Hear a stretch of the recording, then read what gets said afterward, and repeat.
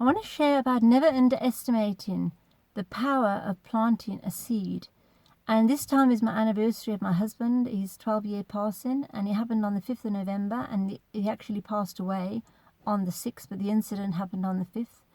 And the last person to see my husband alive, what had happened, he'd gone out on the Tuesday night, and one of his friends from work, come on, but you never come out anymore, why don't you come out? So they ended up going out. Anyway, I was talking to one of his work colleagues, and he'd stopped the drinking because it was a trigger of alcohol that would lead him to do the drugs, and it's a reality.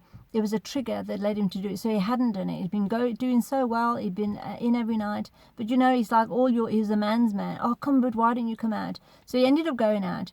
But one of the guys that he was talking to later in the night, it was a work colleague, and this guy really looked up to Anthony, and they were just talking, and he ended up dropping him off at home, and he was the last person to see Anthony alive.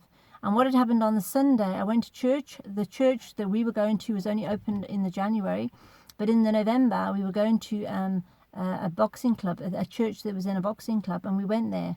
And when we finished the service, I looked around, I thought, wow, what are you doing here? So I went over and said, wow, what are you doing here? He says, you know what? He says, me and Anthony were talking. He just had Irish coffees. It wasn't any hardtack.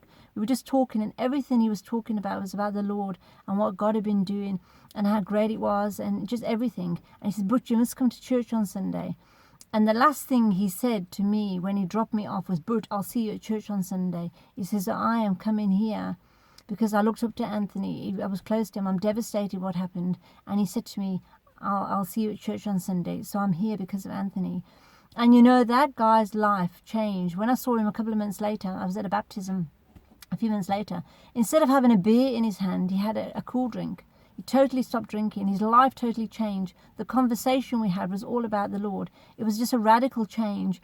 And his wife, she came to the Lord, and his children. It was a ripple effect of all those around him that came to the Lord because of Anthony speaking to him, and he knew what Anthony stood for. And even though it was a terrible situation, what happened, he still knew Anthony, and he looked up to him as a work colleague, as a friend. They'd been friends for over 20 years, and he was devastated what happened, but he made that commitment, I will go.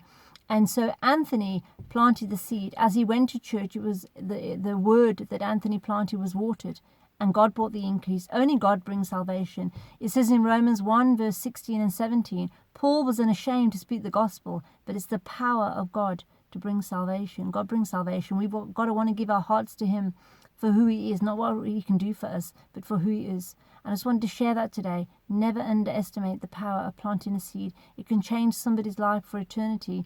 It can change their family's life, and it can have a ripple effect for so far. We don't even see how far it can actually go, but that ripple effect of just planting that seed and the change in one person's life, and then the change in the next person, and as it continues. So I just wanted to share that on this afternoon. God bless everybody.